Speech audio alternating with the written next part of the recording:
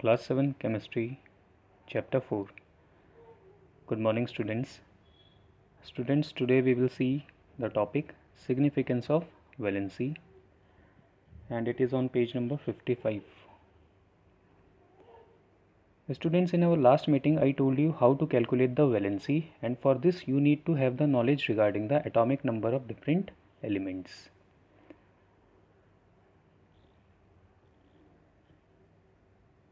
Now if you know how to calculate the valency, from this calculated valency now we can make the different molecules or different compounds.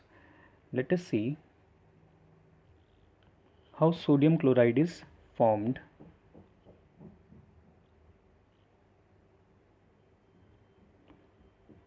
So you know students, the valency of sodium is 1 and the valency of chlorine is also 1. So for sodium the valency is 1. Now I am not going to tell you how I have calculated this valency. And for chlorine the valency we got 1. So basically if I say that there is a compound formed because of sodium and chlorine, and you need to write the molecular formula of that compound, so how you are going to write? Okay, so first, as shown here, below sodium you will write its valency, below chlorine you will write its valency. Okay, and at this position this number you are going to write, and at this position this number you are going to write. So basically how am I going to write? I will write Na1Cl1. It means during the formation of sodium chloride, one atom of sodium is coming and one atom of chlorine should be there. Okay, since we do not show this figure 1, so the compound will be called as sodium chloride, that is NaCl. We have omitted 1. Generally we don't show the numerical value of the 1, but if some other number of atoms are present, for example water, you know in water hydrogen is there and oxygen is there, and what is the valency for hydrogen? You know it is 1. How to calculate? Now you should know it. Then oxygen, what is the valency? It is 2. Okay, so at this position you will bring this number, this 2, and at this position you will bring this 1. Okay, so what will happen then? It will become H2O1, and I already told you that we generally do not show the numerical value of 1. So the formula will be H2O. Now let us see how we are going to write the formula of the magnesium chloride. So magnesium I am going to write over there, and the symbol for magnesium is Mg. Then chloride I said, so basically it is chlorine. The valency of magnesium is 2. Now you should know how to calculate this value. And for chlorine the valency is 1. So basically this 1, at this place the 1 will come, and at this place 2 will come. So the formula will become like Mg1Cl2, but as I already said that we do not show the 1 numerical value, so the formula will be MgCl2. Now let us see the formula for this next one, magnesium oxide.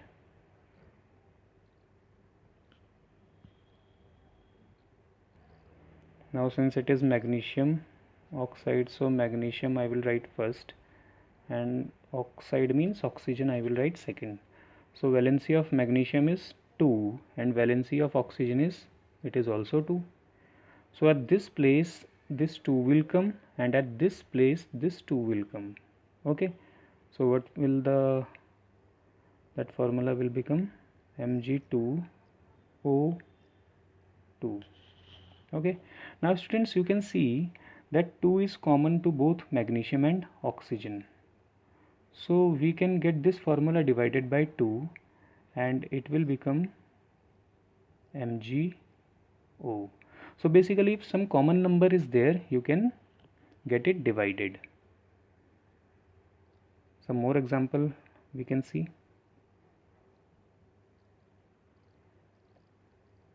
Let us see the example of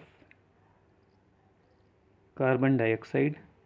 So although we already know the formula, but from the valency how you are going to calculate the formula, so that we are learning. So carbon dioxide means carbon is also there and oxygen is also there. Now valency of carbon is 4, valency of oxygen is 2. So this, at this position 2 will come and at this position 4 will come. So the formula will become C2O4. Now you can see that 2 numerical value of 2, it is common to both carbon and oxygen. So get this figure divided by 2. So your formula will become CO2.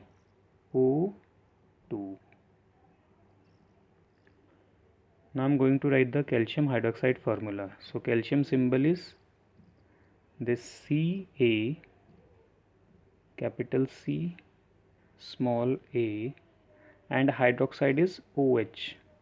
Basically hydroxide is a polyatomic molecule or species. Okay, so here basically it is a radical. So calcium valency is 2 and for hydroxide the valency is 1. Somewhere students we have learned the formula of some radicals like nitrate, carbonate, hydroxide. So from there we can get the knowledge that hydroxide has the valency 1. Now at this place this 1 will come, and at this place on the right hand side of hydrogen this number will come. Okay, so how am I going to write over this formula? I will write Ca1O H. Now students pay attention here that this 2 is common to both oxygen and hydrogen. Okay, so if it is common, so I am going to put a bracket over there, and outside the bracket as a subscript I am going to write the 2. So this 2 shows that this 2 is present with oxygen as well as along with the hydrogen. So I need to put the bracket. So I can omit this figure 1. So what will be the formula then? CaOH twice. Now you know in some of the formula, molecular formula, why we put the bracket. Now students, you can see there is a table which is generally called periodic table on page number 57 of your textbook. So some of the elements I have drawn for you people. So students, starting from this hydrogen, it has got 1 as the atomic number, then helium, 2 as the atomic number, then lithium. So we will read this from left hand to right hand side. Okay, so after helium then lithium, thereafter beryllium, and keep on adding one electron or 1 atomic number. Okay, so boron, 5th element it is, means 5 atomic number, carbon 6, nitrogen 7, oxygen 8, fluorine 9, neon 10, then sodium 11, magnesium 12, aluminium 13, then 14, 15, 16, chlorine 17, argon 18, and then calcium 19, potassium 19, and then calcium 20. So students, the elements which I have written in blue font, basically they are metals. Okay, and which I have written in this green font on your right hand side, they are non-metals. And that one element, that is silicon, it has both the properties. It has the properties of metals as well as non-metals. So distinctly I made that in the red color. So this is our silicon, okay, and it is called the metalloid. Blue ones are called here in this case metals, the green ones are called the non-metals, and this red one in this case it is called metalloid. Now students, this periodic table, with this periodic table we have a idea regarding the arrangement of different elements, okay, and with this periodic table we can simply find out, as you can see on the page number 57, that most of the elements, they are metals in nature. Somewhere more than 90 elements are of metallic nature.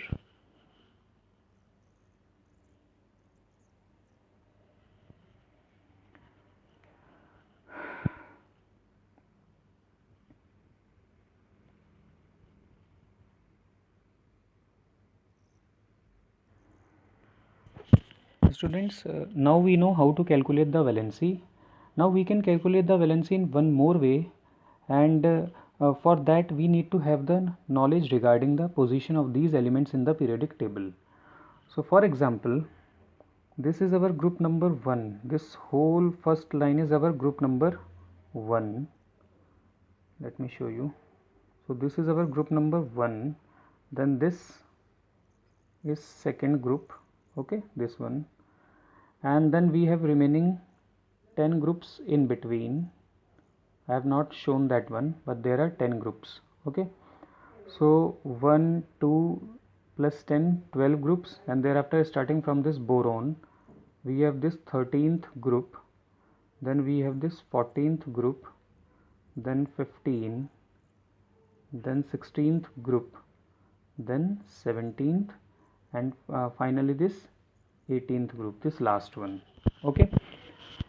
Now students, if you need to find out the valency of the group elements which are present on your right hand side, okay, so basically we will have the formula for the elements which are present in these 13 to 18. The formula is 18 minus group number. To calculate the valency, it is 18 minus group number. For example, already now we know oxygen has got the valency of 2, but how to calculate the valency through this formula? So I will see it is 18 minus group number. So oxygen comes under the which group? 16th group, okay. So 18 minus 6, it will become 2. So the valency of oxygen is 2. How to calculate the valency for this nitrogen?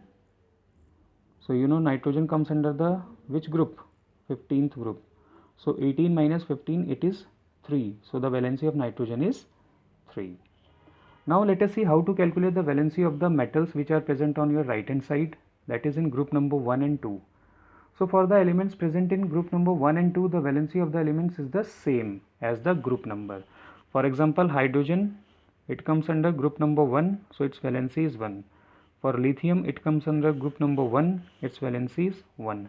For magnesium and calcium, it comes under group number 2. You can see magnesium here and calcium here. So they are coming under which group? It is second group, okay. So the valency of these elements will be 2. Now let us see what is the valency of these helium. Helium is present over here.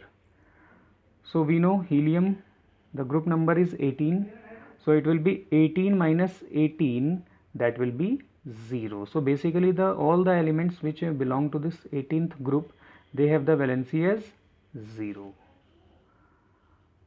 So students, this is all for today. Goodbye.